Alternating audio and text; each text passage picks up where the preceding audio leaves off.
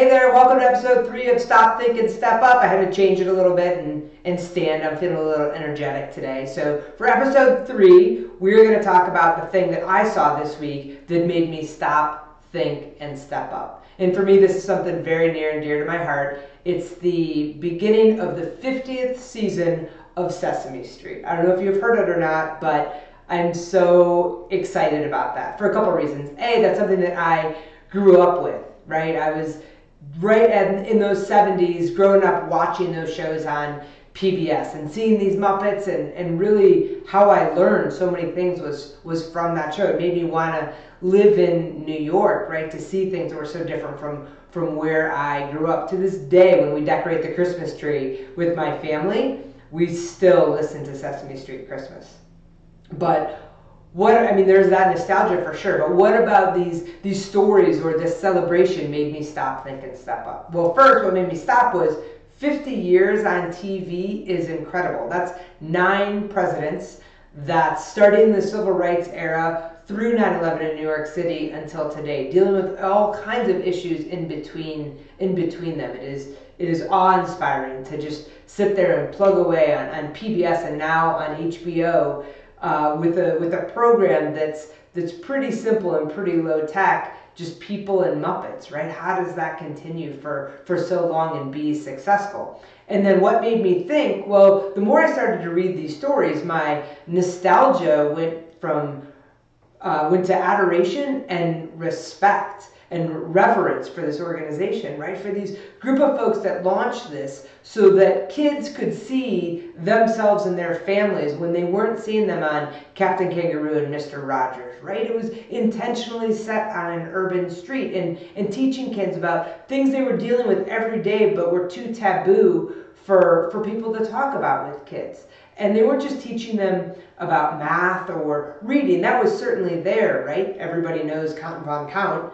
But we were teaching these kids, or they were teaching these kids who used to be me and now is my son, about everyday life, about human dignity, about what people did for work and jobs, the reality of living. And that's how you didn't even know you were learning, but you walked away with these messages so much broader than 2 + 2, right? And so it makes you think about how they address and they to have an entire group of child psychologists and sociologists and people that work with them to develop the curriculum so they know they're addressing these issues that kids have, right? This anxiety that nobody speaks about, or the challenges of race or ethnic identity or whatever that looks like. They talk about homelessness and the AIDS crisis. Now they have Muppets with autism and Muppets that live in foster care and Muppets that are dealing with addiction in their families, right? They don't shy away from these topics. They talk to kids about them in such a real and honest way. It inspires me in the things that we can approach if we're just straightforward and honest and don't underestimate what people can handle, right? And then the third part, what made me want to step up, is the very end of Sesame Street. So in season 46, they changed the close. It used to just be the first refrain, instrumental, but now it's this kind of idea of bringing together Sesame Street and what it's about. And so I won't torture you by singing it, but the end is, come on and use your body and use your mind, because you know you're growing all the time. You're getting smarter, stronger, and kinder on Sesame Street. And it's just such a profound thought to me that all of those things are happening, that we are growing, that the way that we use our bodies, the way that we use our minds, we have this opportunity to be smarter, right? To educate ourselves about things that we don't know in a fun, exciting way, right? It doesn't have to be academic. It doesn't have to be a lecture. We can dive into these things that are interesting. And then the second one, being stronger, obviously physically stronger. They've incorporated movement into a lot of the segments they have now, so kids are moving around. But how are we emotionally stronger, right? How are we better equipped to go in and deal with situations? How do we move a little bit out of our comfort zone and challenge ourselves to be emotionally stronger?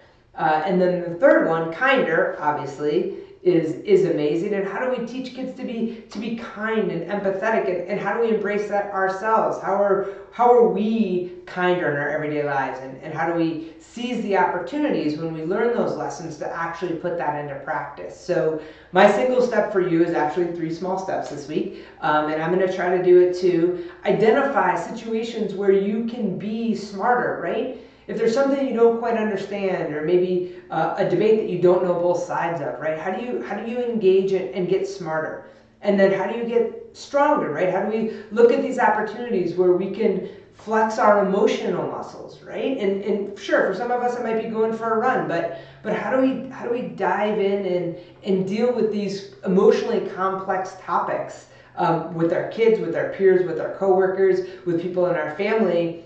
And kind of build up that endurance and resilience to stay in the conversation and have it. How do we force ourselves to get stronger? And then kinder. We always have those moments in the week where we could be kinder, where we could let somebody go in front of us in line, right? Where we can give somebody a break, where we don't even need to understand what their situation is, but we can have empathy to know that a simple act of kindness can go a long way. But how do we actually take the action to do that? So those are the 3 small steps for this week. Please, as always, post in the comments what you've done, what your thoughts are, favorite Sesame Street characters, favorite memory, and I'll see you next week.